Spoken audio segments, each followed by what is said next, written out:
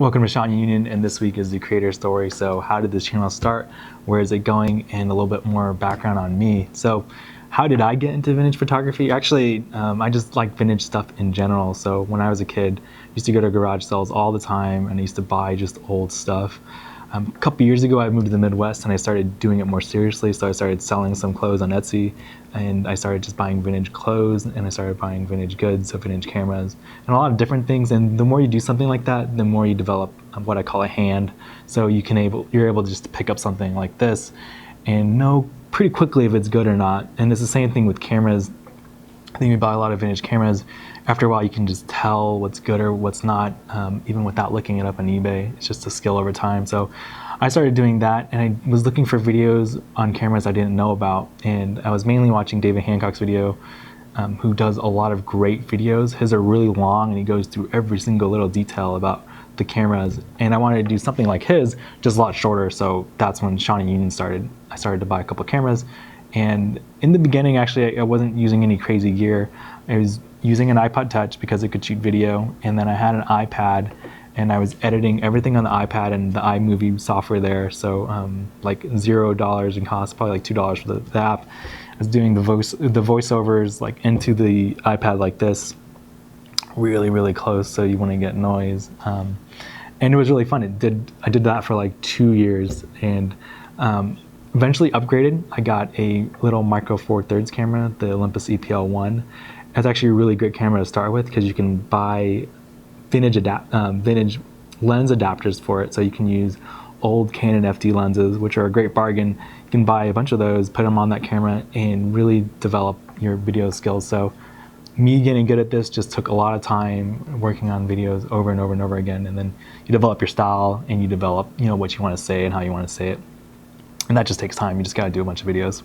So one question that I get all the time is, where do you get all these cameras? How can you afford to get all these cameras? And it was mainly three ways. So I go thrifting a lot, and I go to antique stores a lot. And if I see a deal there, I usually buy it. And I buy it and looking for if it's broken or not. So if it's broken, I actually buy broken cameras, because for this channel, I don't need the camera to be working. I'm not using it functionally. I'm just kind of showing it and how it works.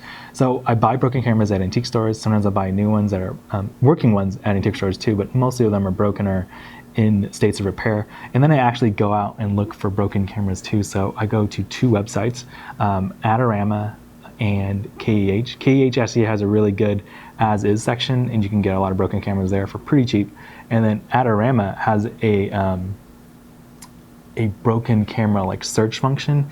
You can look for terms like mold or broken or not functioning, and you can get a lot of cameras for like crazy deals. The Nikon F2 I featured a couple of weeks ago, or 2 weeks ago, I got on there for like $25 flat.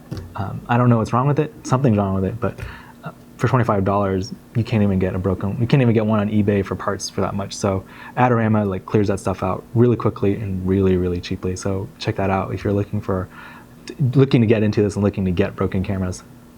Up until this year, I was doing videos kind of randomly, so whatever cameras I can get my hands onto. And this year I started just to try to make it into an arch, so doing series. And then I was watching the YouTube creator series, and they talked about audience feedback, and it actually has been one of the best things for me ever to do, was just to ask the audience what they wanted, and then to propose questions to you guys and to get you guys to get feedback. And that makes the channel and my work a lot easier. I don't have to think so hard about what I want to do next, and you guys can kind of guide me to where you guys want to go.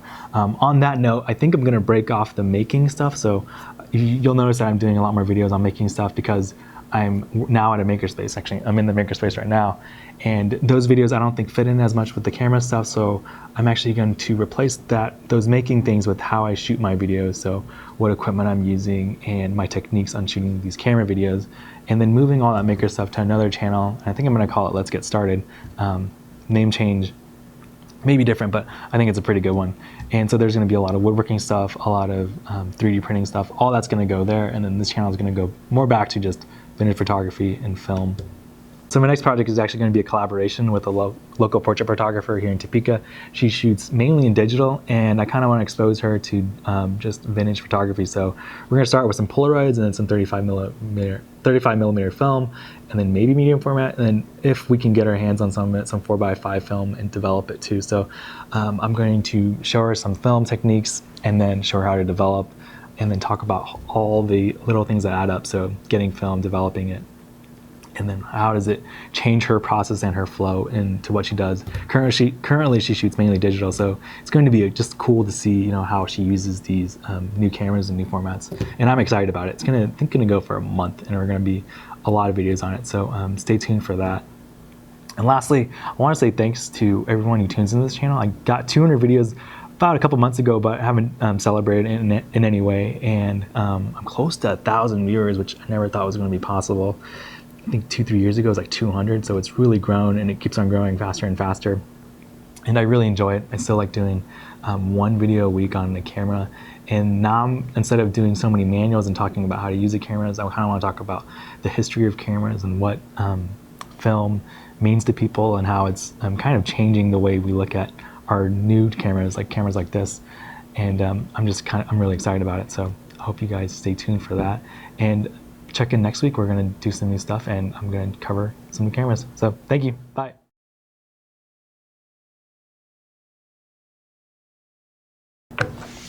Okay, that is decent.